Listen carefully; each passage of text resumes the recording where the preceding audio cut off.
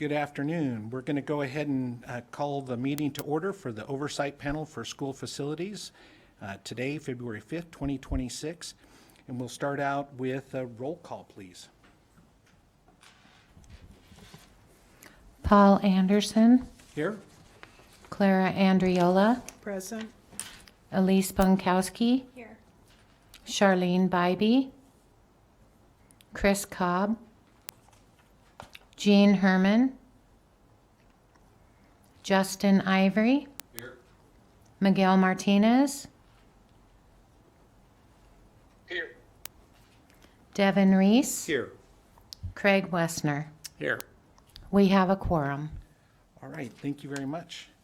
And with that, we're going to go ahead and move down to item 2.01, approval of the minutes of the September 3rd, 2024 meeting of Oversight Panel for the School Facilities.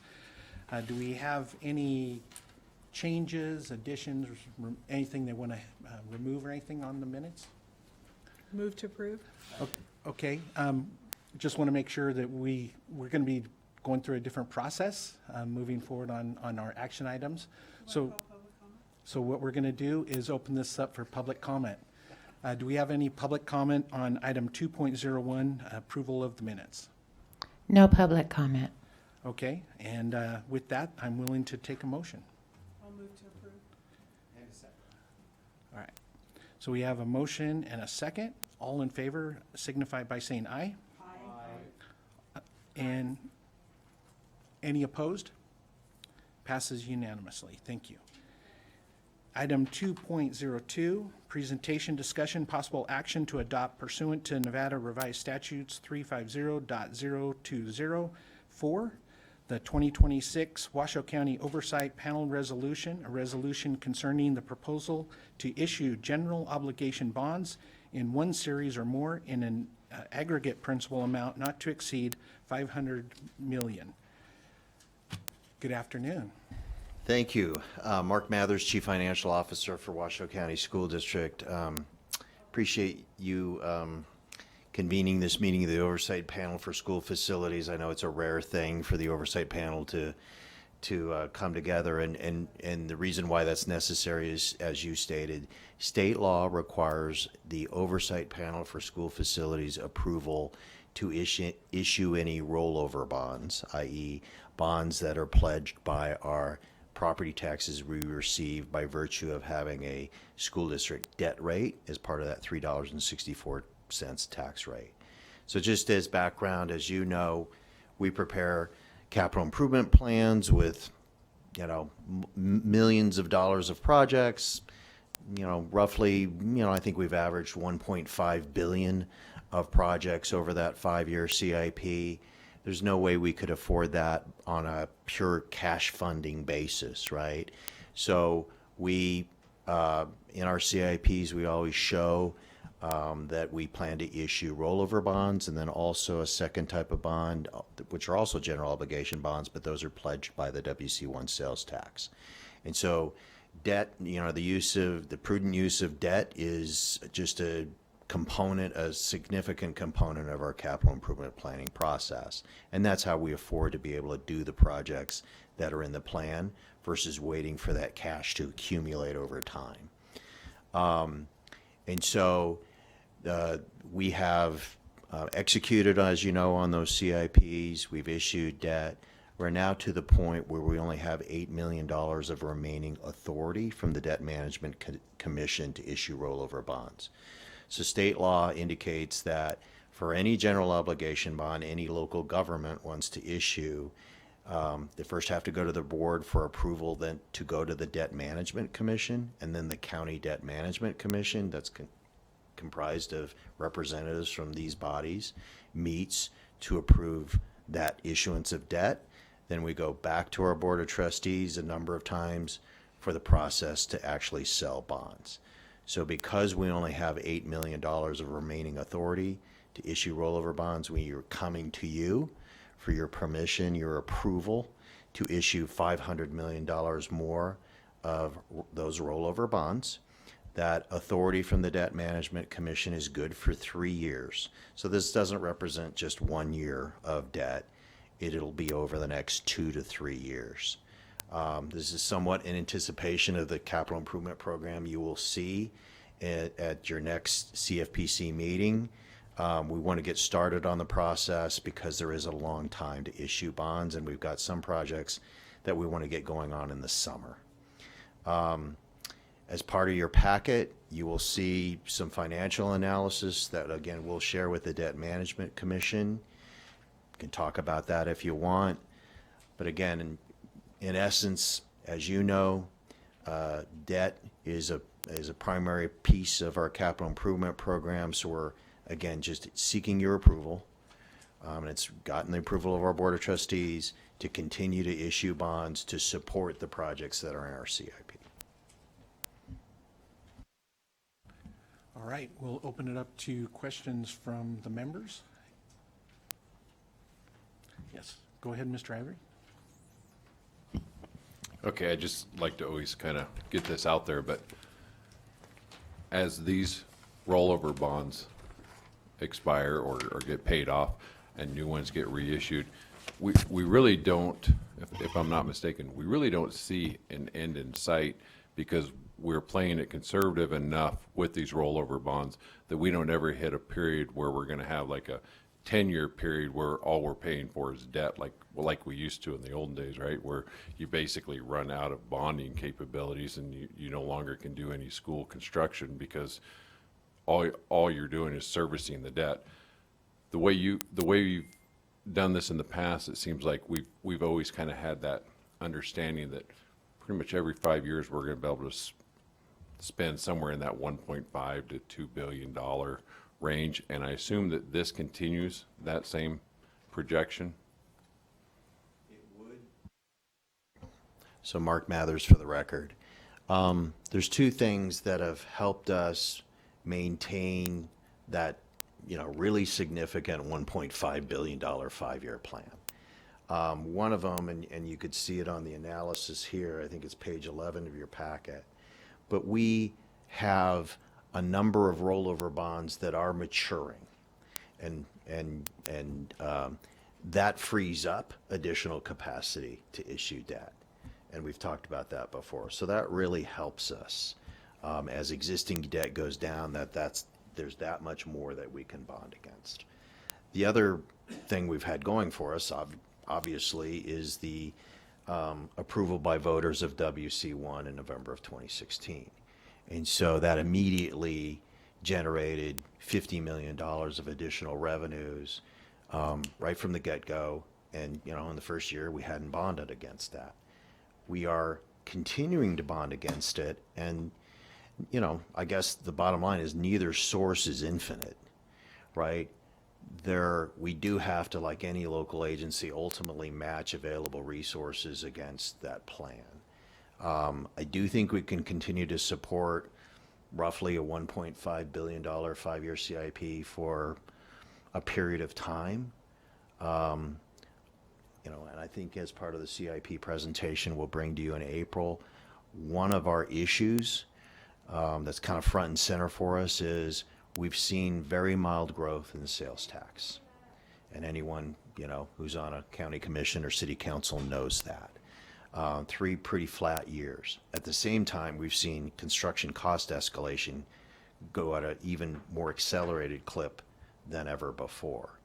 So the money doesn't go as far as it used to. And so there will come a time where, right, we could reach our bonding capacity and then only be able to bond against that incremental annual growth of revenues. We're not there yet, but I don't want to mislead you and tell you it's an endless pot, it's an infinite pot. It's not. Okay, no, and I appreciate that. I would just ask that if we get to the point for this committee anyway, if we get to that point where we're actually selling bonds that is going to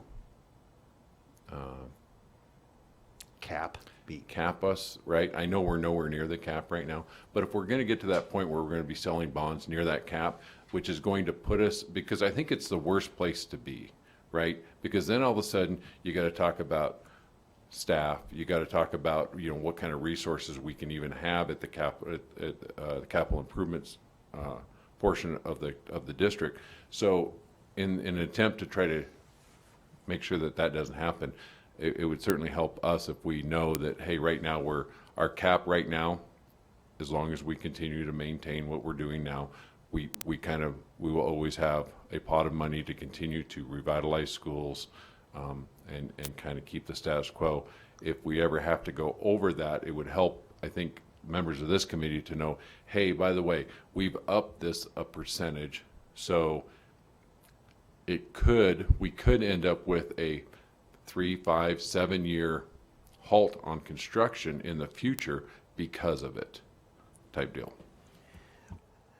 So Mark Mathers, again, for the record, I really appreciate that perspective and that level of knowledge. And yes, we will let you know before we reach that point. I will say we're starting to feel it, the squeeze a little bit. We're not there yet. We won't be there, but it's kind of starting to feel like, okay, based on the cost of projects we've seen, we may get to a point of what I would call normalcy for most agencies, where they have to consider trade-offs. I can either do this project or this project, but I can't do both. We're not there yet, but you can start feeling where that might be the case in the future. Well, and if I'm not mistaken, I think at one point, at one of the meetings, I think that $1.5 billion number we're talking about today, we thought that was going to get upwards of $2 billion at one point. So it kind of tells us that, maybe sales tax, stuff like that has like you say, flattened out. But assuming that comes back, assuming that the growth continues much like it does through the property taxes, it should be growing basically at 3%. Property taxes have actually been very strong. They've grown more at an average rate of 5 to 7.5% because of all the new growth in washout. So that's also a good fact that helps us in a kind of wind at our backs. But everything you said, I agree. It's one of those we reevaluate every year. We've seen some recent bids that have been lower than what we had estimated, and so things can reverse, right? Maybe construction costs don't go up at the clip that we've seen, and maybe alternatively sales tax grows faster than we had projected. So it's just every year we're looking at that and analyzing that when we model the CIP. Mr. Martinez, do you have any questions?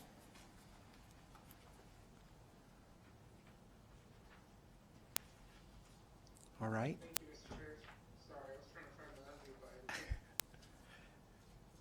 button. Any questions?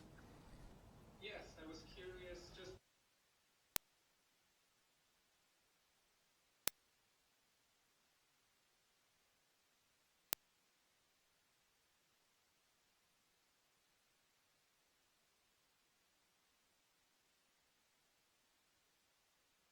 on that first.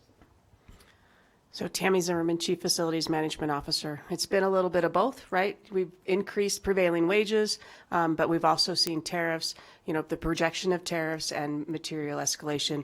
And also when we have natural disasters, it also brings things and increases the prices of materials. So we've seen it with both, but we were lucky with our last bid for Echo Loader. It was under our estimate, and we're hoping to see that continue in the future with some continued competition for items that we put out.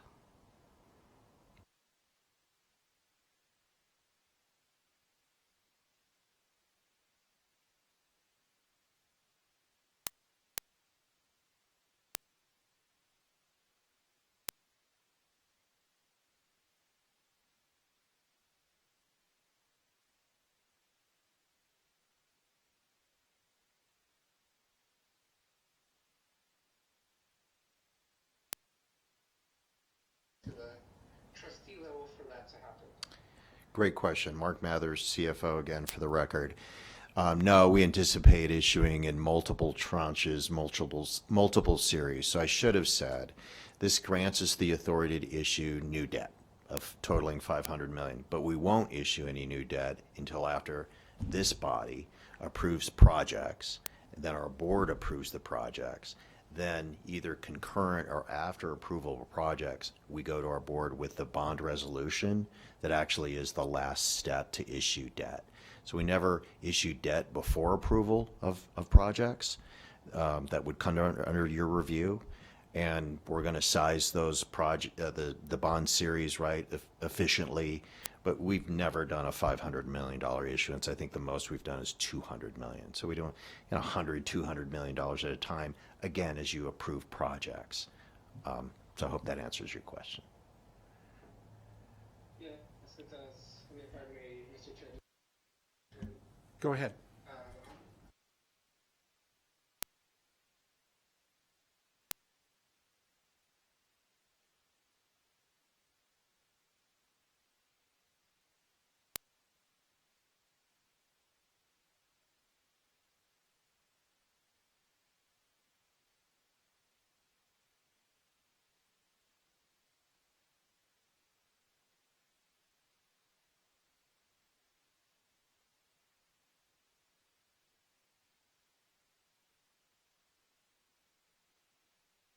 Just help me more so understand, if we do reach the point that Mr. Ivory was talking about, how would that impact staffing and operations costs if we have the approval of WC1 that you noted was helping out in some pieces? And that's the final question I have on this. Thank you so much. No, thank you. Good question again. First, I'll say without WC1, there would have been no way to afford and to submit a 5-year capital improvement program anywhere close to $1 billion to $1.5 million. We were pretty much tapped out on our rollover bond capacity, and we had a minimal CIP pre-WC1. The other thing I'd want to say is school districts have a unique set of laws when it comes to its revenues, including its capital revenues and bonding. The debt rate that generates the property taxes to support the CIP and WC1 are both restricted by law to capital projects and equipment. So we cannot use any of those revenues to pay for maintenance and operations and other operating costs of the district. Now, we do have capital project staff that work on capital projects, and they can charge their time against the capital project. And so that does happen, but we cannot use it for our custodians or our bus drivers or my accountants or whatever. It cannot be used to pay, those two sources cannot be used to pay for salaries and benefits or any operating costs of the district. Mr. Martinez, did that answer your question? Thank you so much, Mr. Chair. All right, thank you. Before we open to public comment, and just reach out one more time, you guys have any other questions? All right, we'll go ahead and open it up for public comment. Do we have any public comment? No public comment on this item. All right, thank you. We'll bring it back. And with that, if we don't have any more deliberation, do we have a motion? Mr. Chair, I move that the Oversight Panel for School Facilities approves it to adopt the 2026 Washoe County Oversight Panel Resolution. Thank you. And a second? Second. All right. So we have a motion and a second. With that, all in favor signify by saying aye. Aye. All opposed? Passes unanimously. Thank you.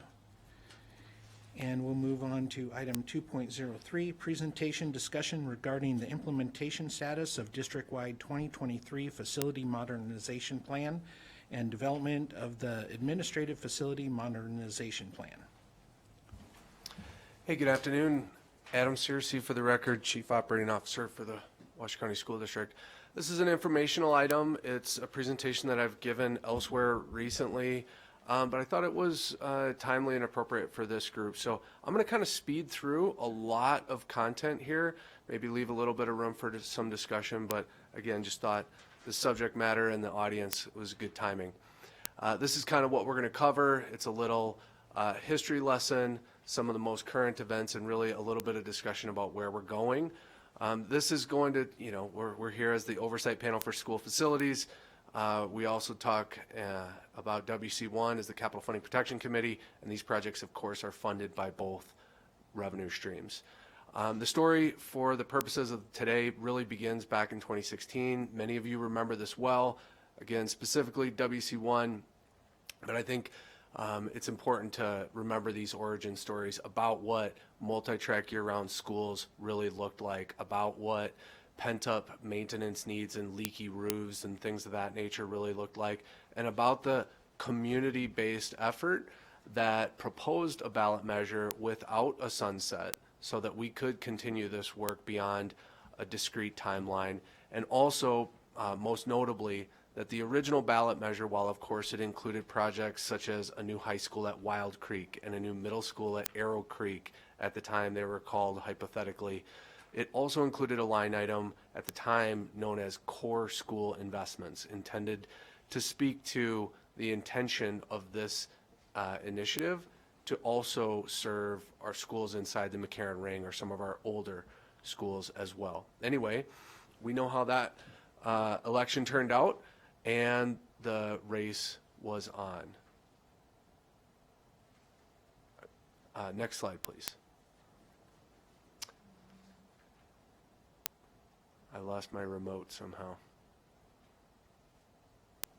There we go. Right out of the gate, we've come on strong, and with the help of some strategic debt financing, we've been able to really deliver some much needed impactful projects. In a nutshell, 10 new schools have opened since really 2019 when we opened our first new ones, and 5 major additions. I'm sure that each of you have a story and some connection to every single project on that slide, and we could spend a half an hour talking about each and every one of them. It's more than just that list. There's no one way to characterize all that we as a community have achieved since then, but highlighting these images from our newest elementary schools, pointing out topics like access to daylight, improved safety and security, open collaborative spaces other than just our traditional rectangular classrooms, and hands-on learning opportunities. There you see the STEAM labs and the collaboration hubs inside some of our newest elementary schools here. We've also, through the construction, did I skip a slide there? Sorry about that. Opening of all of these schools and strategic rezoning of our students into these schools, we can say that literally today, nearly 1 in 5 of all of our students and staff were served in one of these new facilities. And I also particularly note the term staff there, because this is a recruitment and retention impact as well. When staff feel more comfortable, they are more successful. Same goes for students, and these learning environments improve the situation and outcomes for both students and staff. These images are taken from some of our newest middle schools. These middle schools, I mentioned strategic rezoning, allowed us to elevate 6th graders from elementary schools district-wide into our middle schools. Now our middle schools are 6th, 7th, and 8th grade.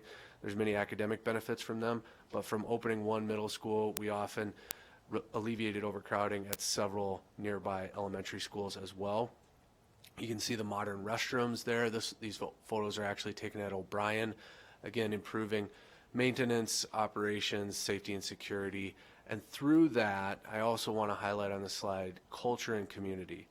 That daylighting, that brightness, that newness, all of the intangibles that create culture and create atmosphere and attitude amongst our students and staff does have a meaningful impact on the outcomes on a day-to-day basis, and our facilities really do affect the human condition in that way. And not to be undersold here at this meeting, we are today beyond 1.5 billion in total actual expenditures as a result since that time. Again, a combination of funding sources, an impressive feat in no small part with the help of the members of this committee, and also worth noting that on average, approximately 90% of those dollars go to local subcontractors architects, engineers, general contractors, and vendors all across this region. So this is an investment into our students, into our staff, into the fabric of our community, and absolutely into our local economy. These are all images from our high schools. You can see the kind of flexibility. Hopefully most of you are familiar with these spaces from firsthand knowledge, but you can see these tremendous spaces that really are modern and somewhat unique across our district that we've been able to create through these projects. There we go. Last but not least, again, sitting here today as the Oversight Panel for School Facilities, but noting that you also wear hats as the Capital Funding Protection Committee, which was established just prior to the passage of this initiative, in no small part to ensure the community that the transparency and the accountability and really the trust that the taxpayer should expect with this type of investment be upheld to a degree arguably greater than any other at the Washoe County School District or other agency. The Capital Funding Protection Committee, as you know well, must approve the expenditure of any and all WC1 related funds, and the board does not, by policy, by their own policy, have unilateral veto authority over those recommendations. So it's a strong check that the voters appreciated. Maybe more importantly, we have maintained the execution and the fidelity with that promise, I think, admirably, and look to continue that. So speeding past the history lesson a little bit into the more immediate planning efforts. I mentioned earlier 1 in 5 students and staff were served in a new school today. That sounds like a great thing, but really the question is, what about the other 4? And that was the question that we posed to the community and to ourselves really beginning in 2022, noting that these funds do have lack of a sunset, that other 80% of our district and our schools and our students and staff, what might they need and deserve in terms of facility modernization? That's what became the Facility Modernization Plan, which was ultimately approved in 2023, looking for a level of parity or a greater level of facility equity across all of our region. This slide's intended to really emphasize the degree of engagement that we invested into that period of time.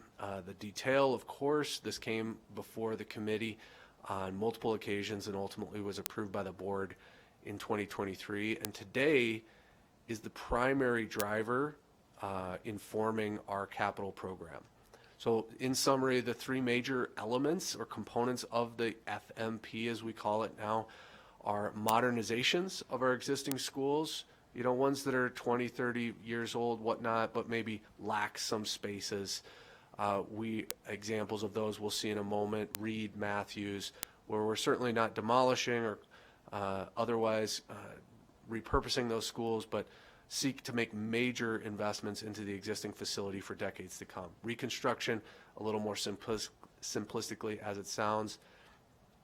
I want to highlight modernization, I think represented well there by those images at Swope Middle School. If any of you are familiar with the work we did at Swope Middle School, certainly retained its original structure, but added onto it and modernized existing spaces as well, as a great representation of what a modernization project really looks like in this FMP. Then repurposing, the term we've coined to signify the closure of a school for the purposes of K-12 education, but really the beginning of the next chapter of the life of that property, and we'll talk about that more in the coming slides.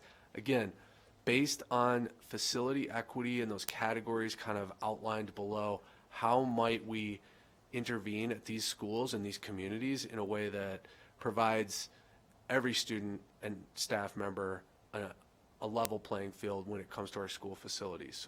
That was the plan that was approved in 2023, and since then we've begun executing on that plan. As this committee knows better than most, there are many steps towards executing these projects. A plan is an important first step, it's an important foundation, and this is a strong one actually, with scope, schedules, and budgets proposed for every single school in the district. But every single one of those projects must go through every one of those check boxes and typically more. These images were taken recently from several different types of community meetings. And the fact of the matter is that, in executing the 10 or 15 major projects that I started this presentation with, we've come to learn and appreciate how valuable that community input really is on the outcome of these projects. So looking for how best to implement these changes based on the plan, but customized to the community is where we're at and where we're starting from on every one of these projects. So again, talking about the major categories, the FMP, we've got modernization. I mentioned Reed and Matthews. This committee's heard about Palmer, Booth a bit as well, and we'll hear soon and more on North Valleys and Sparks. Those are projects that are today in some status of progress as informed by the FMP. And again, we'll seek to determine and design and construct the most cost-effective modernizations, renovations, expansions, etc., to optimize the existing building and create spaces that are comparable to our newest schools at those levels. Again, reconstruction, more simplistic to rationalize. That rendering there on the left is from Loader. You guys don't often hear as much about our projects once you authorize the budgets. We then, of course, go complete design and bid them and award them and construct them. Loader's a great example where you may or may not be aware, we took a budget to you quite a few months ago, went through the competitive bidding process, and just recently successfully the board awarded a very competitive bid tab for the reconstruction of Loader on its existing campus. Vaughn, also there pictured on the other side, is really going to be our maybe spotlight project here coming up soon. If you've been down Vassar, it's really dramatic, and it's going to be a transformative investment for the students and staff on that campus, and of course for the surrounding community for generations to come. Then lastly, we talk about repurposing. And this is a little bit longer story that's furthest, it's really the trailing scope, right? We're approving these projects, creating new spaces for the students to potentially attend, in many cases executing the rezoning and planning of that change, and then the trailing component is the potential closure of these schools for K-12 purposes. This is a very serious project that the school district has not really done much of over its time period. So this is new to our community, and we're taking it very methodically and with great care in terms of communication and engagement. Every one of these processes does include individualized discussion at the school level with the community, whether we're rezoning, we're talking to the staff at that community. The first step really in this process is a formal act of the board. And so today the board has, throughout this school year, or the 2025 calendar year technically, taking the formal vote to close these 6 elementary schools in the corresponding school years as K-12 school facilities. So that's been the first step.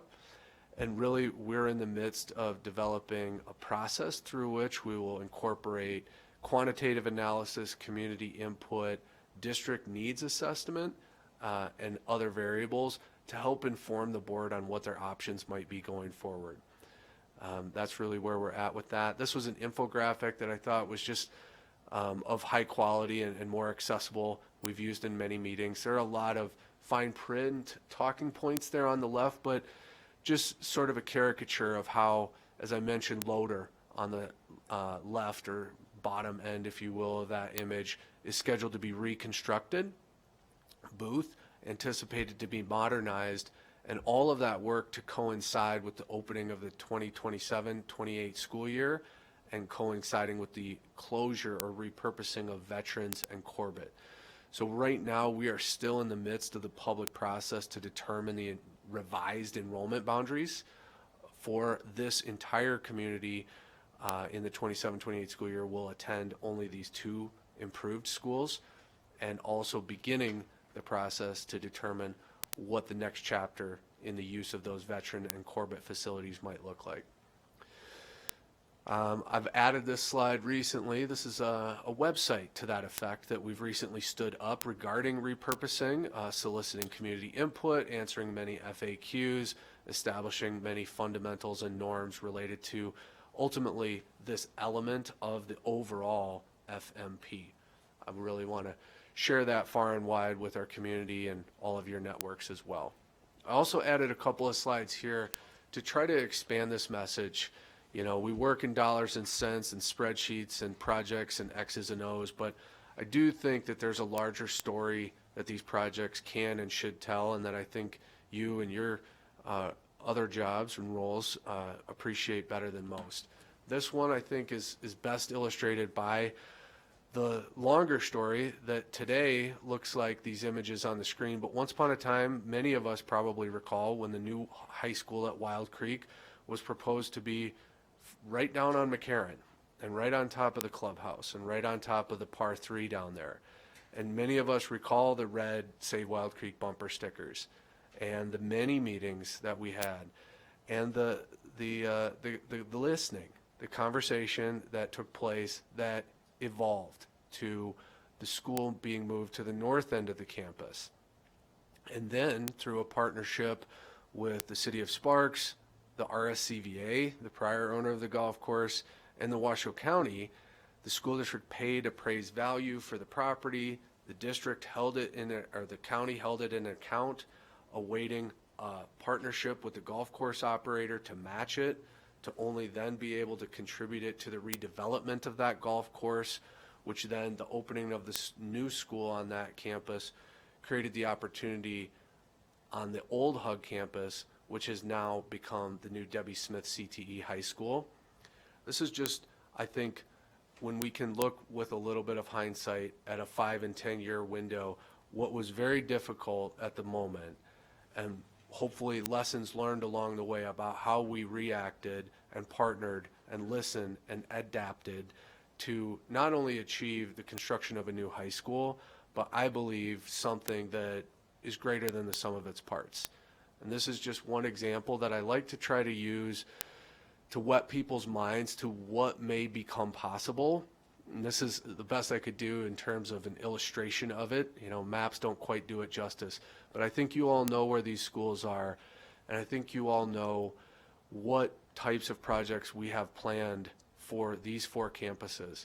And imagining what a new Vaughn, a reconstructed Loader, a reconstructed Pine elementary school on the Pine campus, and a modernized Booth might seed for that immediate neighborhood, not only for the students and staff, which is our first and primary priority, but the secondary and tertiary effects for the communities that they serve for generations to come.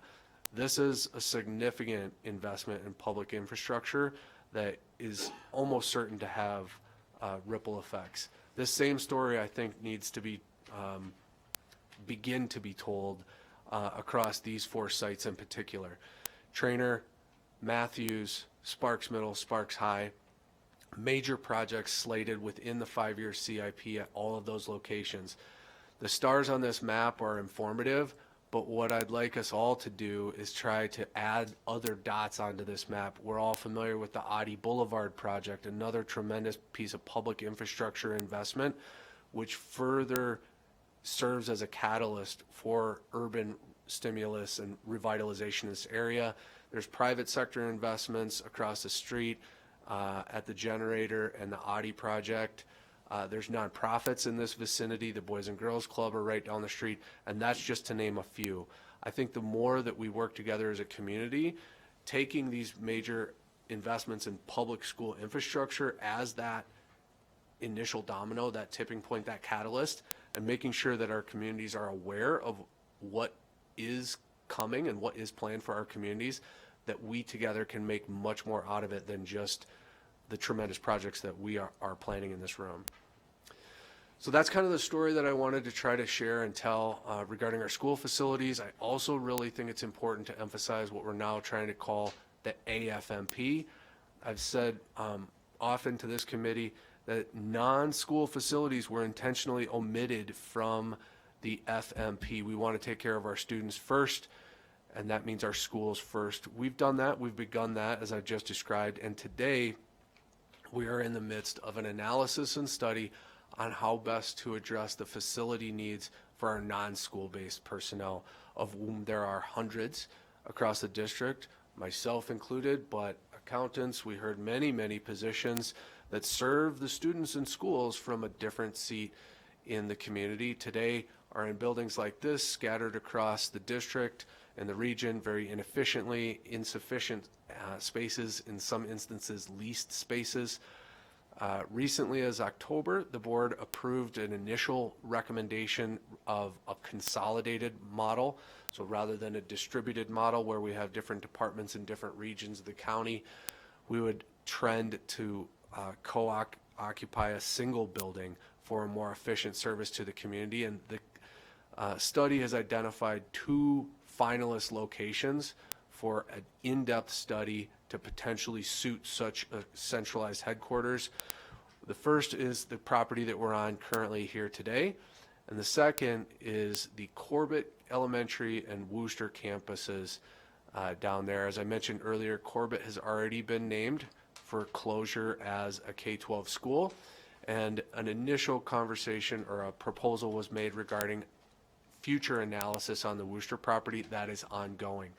So right now, this is what we're looking at, and we hope to recommend a preferred location to our board later this year. All told, that is what these types of commitments and investments have allowed us to do with the oversight, with the capital funding protection that the people in this room and the folks who have sat in your chairs before you have allowed us to do, making these promises, keeping these promises, and recognizing what the taxpayers did and what I believe more strongly every day, that as important as roads and bridges are, really changing the lives of humans for generations to come and the fabric of the DNA in which they live, no piece of public infrastructure has a greater impact on that than a public school. And this community is putting our money where our mouth is and walking the talk in that direction.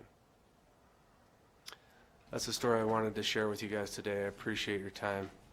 Thank you. Adam, I just want to start out by saying thank you for this information. I think it's incredibly important for our newer members, but it's also important for those of us that have been on this for a while, just to remind us of where we've been, where we are, where we're going.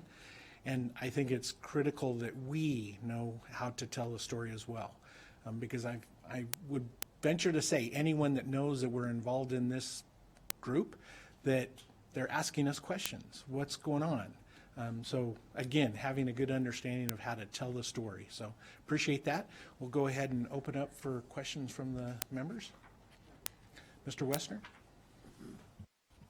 Adam, on the repurposing, I mean, you're closing schools and moving to other schools that have been expanded. I get all that part of it. Some of those facilities you'll potentially reuse for other school purposes, like Corbett and Wooster. But what do you, when you say repurposing for, like, for example, Veterans Memorial Elementary, is that going to be a new facility, a different use? Is it going to be part of a school facility? Or do you sell it and take those revenues and put them back into the program? Or all of the above? Yes.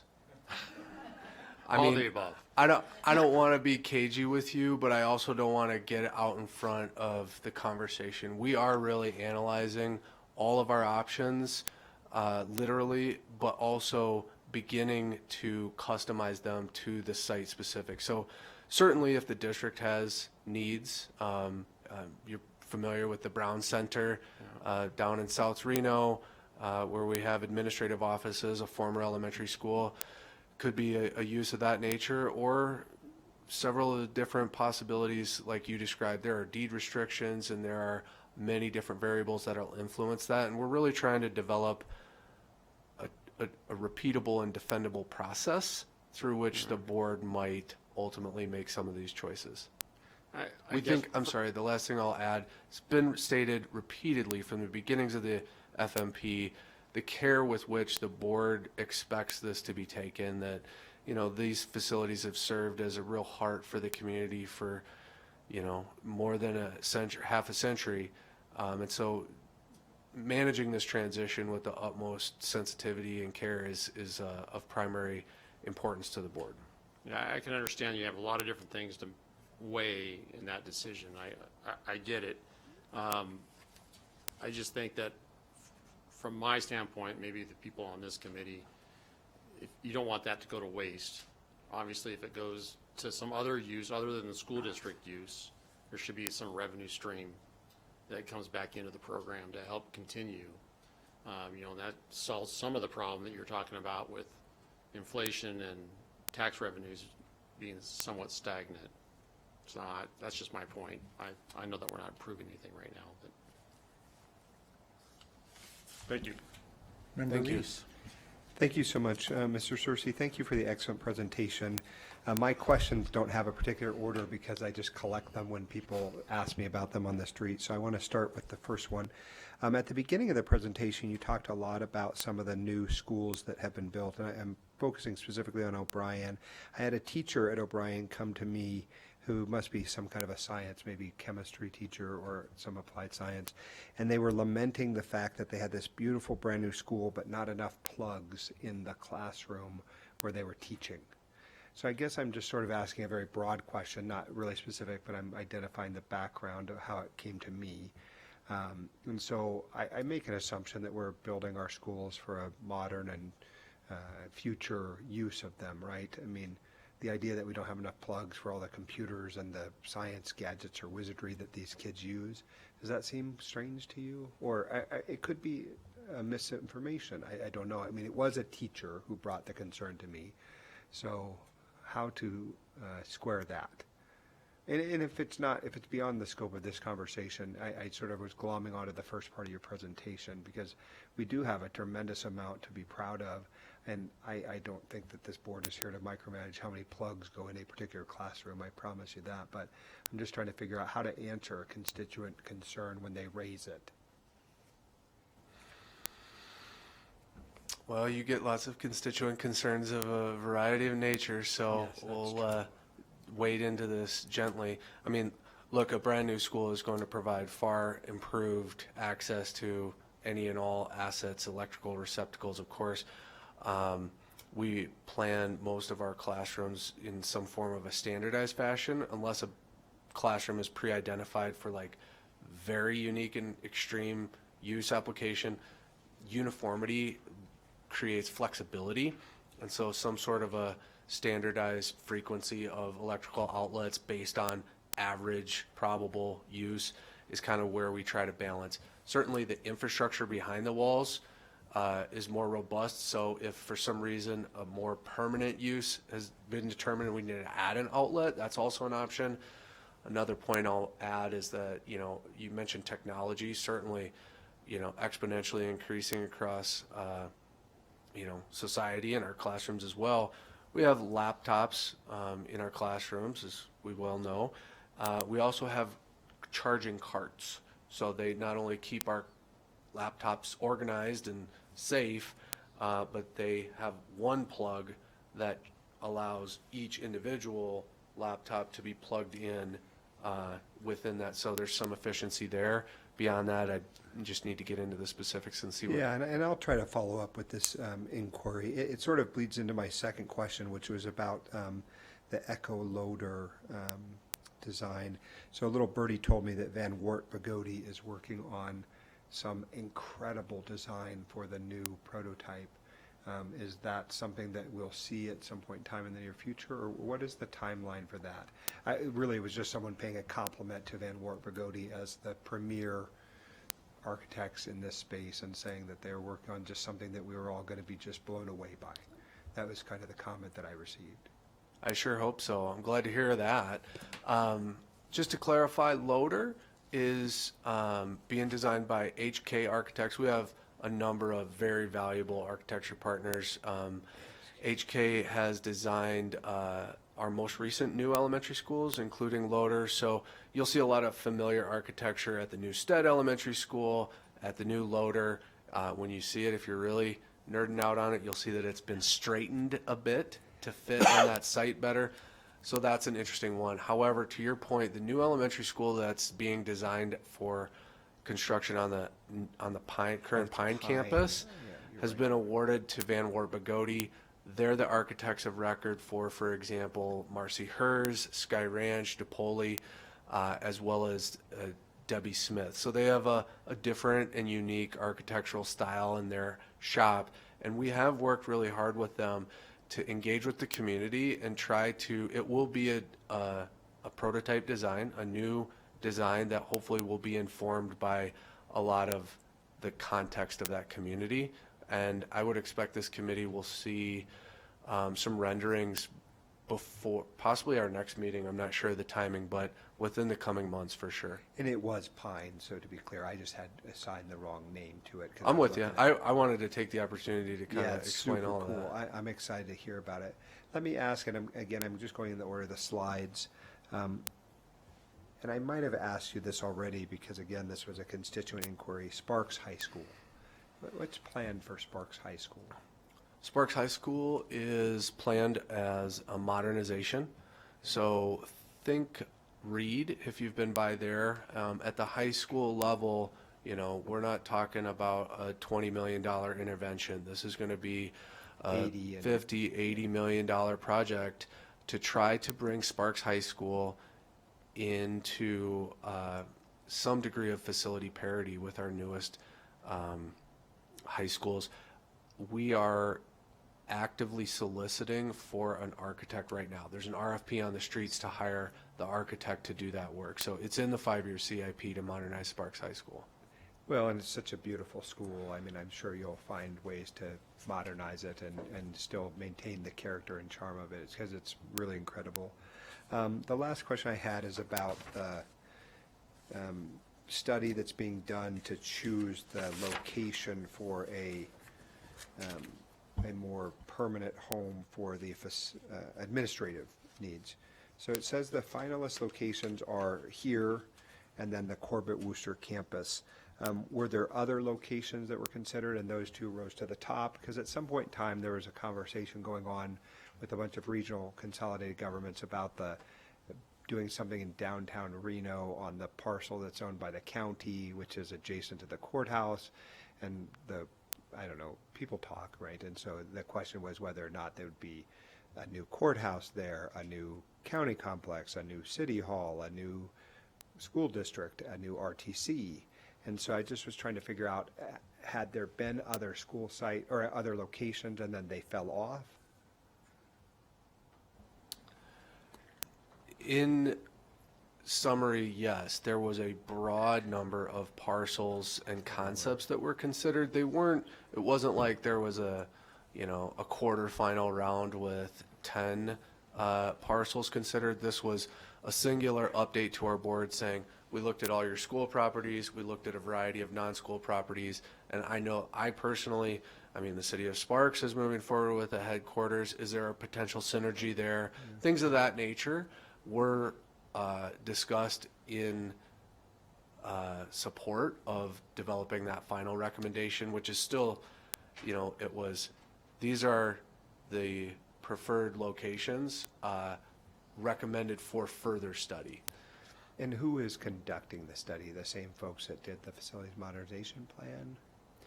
A different arm of that same firm. Yeah, it was a separate solicitation. Well, they have done excellent work to date, so thank you for that. Let me ask now a specific question. I suppose I want to ask first about this site here. This site is sort of challenging because of the age of the buildings, the location of it, the size of it, and I think the university's potential expansion needs. Are they a part of the conversation when you make your ultimate decision? I believe they have the right of first refusal on this site or have for some years. So if you choose this site, it sort of means that it's to the exclusion of the university's desired expansion. So is everyone talking? Do we have to talk to them or? I really cannot overstate the level of engagement and outreach that we're trying to invest into all of this work. These are really big decisions, transformative for our organization and our community. And if you are aware of any constituent or group that feels like they want to participate or engage, but yes, the university, the city of Reno, many other individuals and organizations, and we're not even, through with the process. So Well, yes. part of why I pick on this site location first is because the city of Reno also has some interest in Evans Avenue, right? And so there are all these pieces, the university, the school district, the city. NDOT would have something that they want to say because I-80 is I-80 is in the middle of it. So I just am broadly saying we are all working together in the best interest of our region, and I just want to make sure that those conversations are being facilitated. Let me ask now and turn to the Worcester campus, and this will be my last question, Mr. Chair. So this is a ginormous parcel. I think it's like 38, 40 acres, something like that. I know that perhaps maybe the school district's needs would not require the entirety of it. Maybe they would. And of course, the RTC needs to move out from underneath the bridge where it has been located, because hydrogen buses underneath bridges are a bad combination. So I know that this is an area which has also been talked about so let's just imagine we fast forwarded, you've decided on Worcester as the site, you scrape it to the earth, and now you're starting over. You all will occupy some of it, and if you don't need all of it, then maybe RTC has the ability to be there. And again, it's sort of a broad statement about working with our regional governmental entities to think about the ways in which they can all be made to benefit greater regionally by their collaborations. The collaboration that you describe is very much active and underway, and I'm encouraged by that. No different than how we develop these projects. That every time you think you've got the optimal solution devised, another conversation ensues that turns on a light bulb you didn't realize was there. And these Like are Wild Creek. Really, absolutely. Every one of these projects has a moment like that, small, medium, and large. I do want to take the opportunity, though, because this is, I think, how we're going to be able to progress this, is that while every single one of those threads and possibilities are being explored to some degree, we're only going to be able to take this one step at a time. And so the goal, I think, that we're proposing to the board is to potentially make a preferred site selection. Now, we spoke in October to the board about kind of the size of the Worcester parcel and how it might impact or influence the future of the Worcester High School and things like that. Those are important questions, very important questions, but not likely questions that we can or will answer this school year, but rather, if Worcester is the determined location, next year, next semester, next engagement, we'll begin to dive deeper and deeper into the specifics of what the future may hold. But yes, as I said, these are unprecedented, transformative, very substantial regional projects that we are absolutely talking to our partners, agency and community members, but at the very individual level too. So it's the full spectrum of engagement. Well, and to be clear, Mr. Searcy, there is no one I would trust more with the work than you and your team. It's been a joy to watch the work that you do, and there just are not better people at it than the work you're doing. So congratulations. Thank you. All right, we'll keep moving around, looking for questions. Mr. Ivory, please. Hey, let it be known, I only had 2 questions. Until the hydrogen bus thing was brought up. I'm just kidding. Couple quick things. One is on the repurposing of the facilities. Obviously, this is going to be a heavy lift.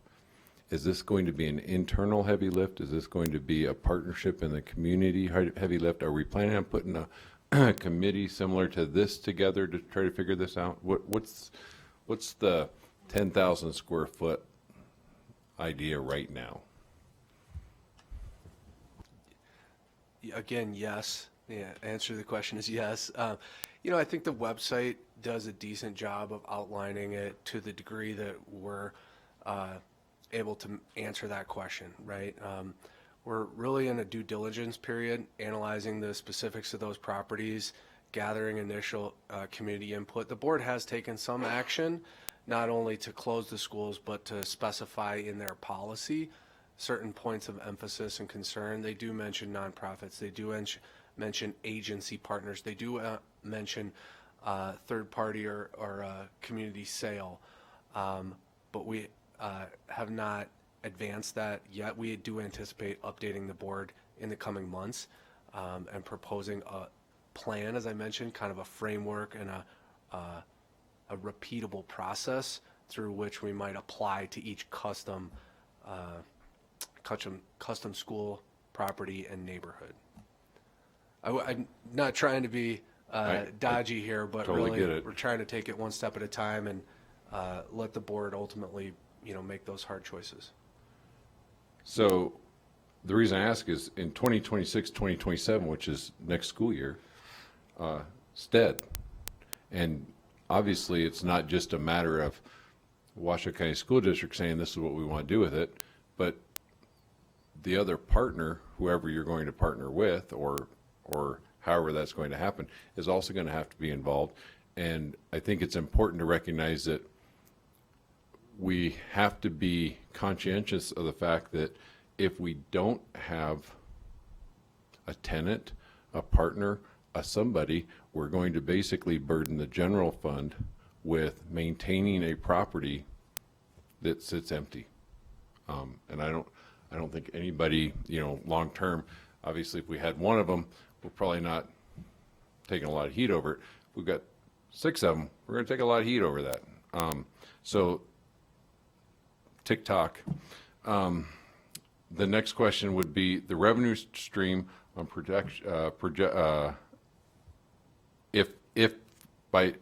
if we turned into a landlord, or if we sold properties, or we did those types of things.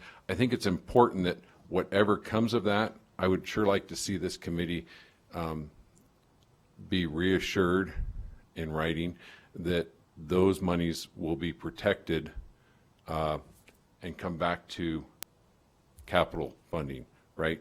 We're not going to be renting properties out and then money going to the general fund for renting properties out that are controlled by capital funding. I know it seems like a super obvious thing, but I also know that there's that creep that happens all the time where somebody says, well, we could maybe change this a little. Anyway, I'm just saying, I would love that to be rock solid when that comes through. And then, gosh, I keep looking at this hydrogen bus thing I wrote down. Design money on the new schools. Correct, because I can't remember, because this question was asked of me the other day. So when we build another cookie cutter elementary school that we've already built 3 or 4 of, right?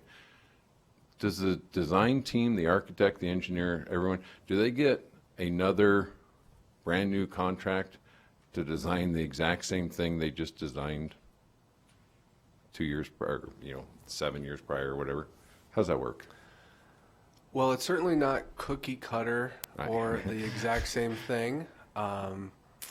They do get a new contract because it's a new project with code revisions and site customizations and improvements and changes of all subtle and, electrical outlet in nature.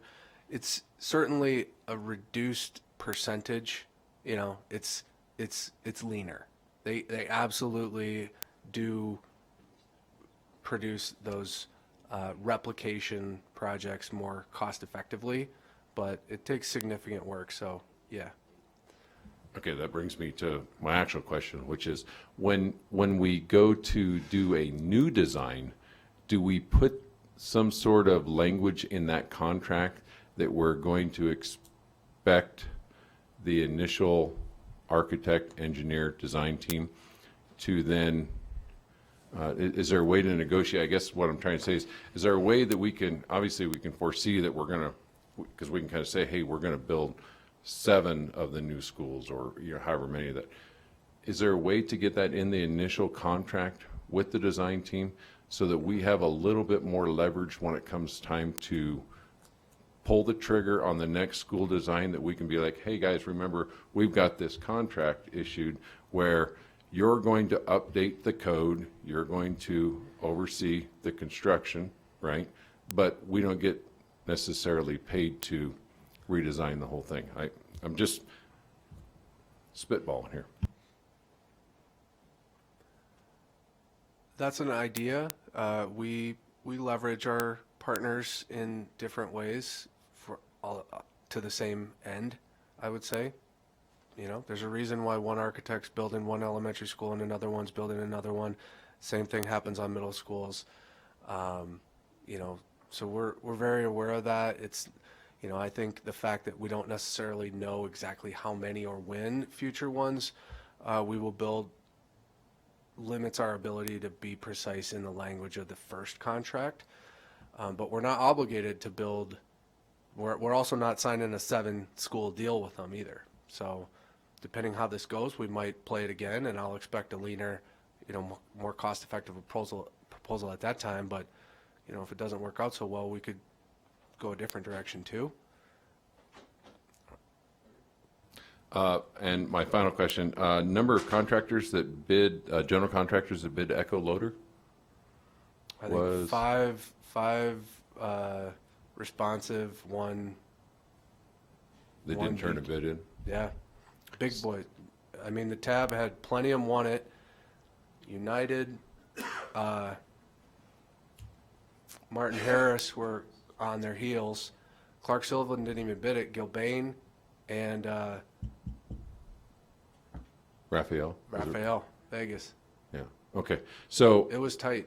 It yeah. was good. No, that's good. And I think it, because we've had a lot of schools that have been built with a single bidder. We've had several schools that have been built with 2 bidders. And no matter what labor costs have done, material costs have done, inflation, whatever it is, I can assure you that what will keep us getting the most bang for the buck every time is the number of general contractors looking at this work. If there is, I think this one played a little differently because I think we hit a bit of a dry spell in this area. If you weren't doing data centers, there wasn't a whole lot to be done. So I think there was, I know my phone rang several times because they were asking me, and I'm like, I don't know, I don't bid Washoe County School District work. But I had several questions about, hey, what's going on with that Echo Loader bid?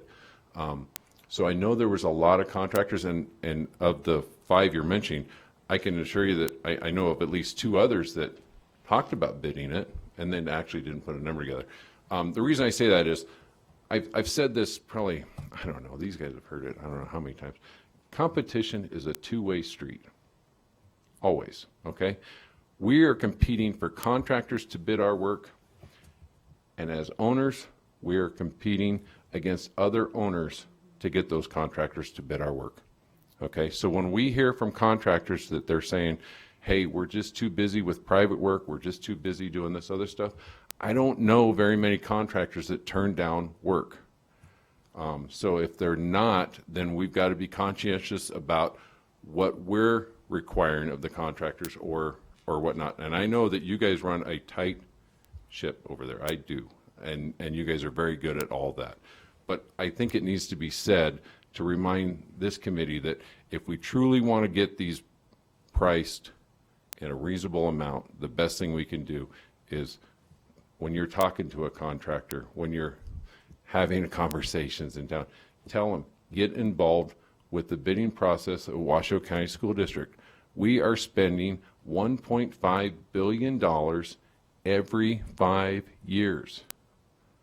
Like, if you're not doing public works with the Washoe County School District right now, there's going to be a day you are going to regret that. So, because there will be a day where not even data centers are being built again. So, anyway, that's. Anyway, thank you again. Glad to see you at the front desk presenting. Obviously, from the ability to get through this so smoothly, wasn't your first time doing this one, so thanks. Member Martinez, do you have any questions or comments? Yeah, thank you so much, Mr. Chair. I was just curious, thank you for the presentation, Mr. Chair. I think you mentioned that the Board of Trustees already voted to close down those 6 schools, and I cannot see the slides on Zoom. So I'm just curious if you can confirm that's true, and if you can tell me which 6 schools those are. Sure, of course. And, you know, for visual, Councilmember Martinez, you may recall the January 6th Ward 3 Neighborhood Advisory Board Committee. I presented essentially this same deck to that committee, or that body, in no small part because of the concentration of projects that are located in Ward 3. But the 6 schools and the associated years of closure, and yes, the board has taken official action to cause that change of use, as it's called in law. Stead Elementary School, effective the 26-27 school year. Kate Smith Elementary School, Veterans Memorial Elementary School, Roger Corbett Elementary School, all effective the 27-28 school year. And then Smithridge Elementary School and Edwin Dodson Elementary School, effective the 28-29 school year.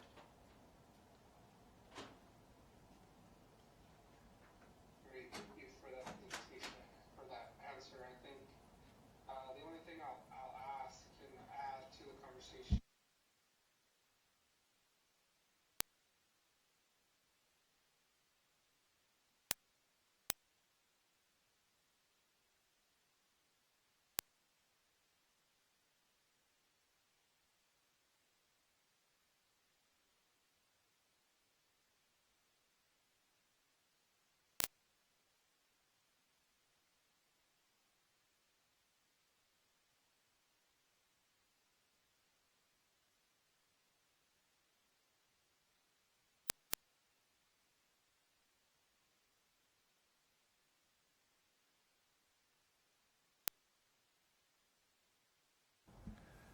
All right. With that, then, we'll go ahead and close this, and we'll move into item 3.01, which are the closing public comments. Do we have any public comment? Pablo Nava Duran. Hello, guys. Oh, luckily that he's leaving. Okay. Hello, guys. My name is Paul Duran. And I do make a comment about repurposing Corbett Elementary School, which is my alumni school. Go Cougars! Here you go. So I do support of repurposing Corbett into a new admin building. That location is central located, but with the 6 to 7 parking lot, with minimum anchors, and with the building consolidated building with 6 or 7 building 4 with consolidated building, and for remaining of Worcester, since Worcester population had been declining, since Worcester and Sparks had been declining, I think it makes sense to close the Worcester and then rezone to new modernized Spark High School, so we can have a Spark High School more elective, more opportunity for those students in Worcester and Spark High School area. So thank you. All right, thank you very much. And that was all the public comment we had? Yes. All right, well, thank you very much. So we'll close item 3.01, and that takes us to 3.02, and we're adjourning the meeting.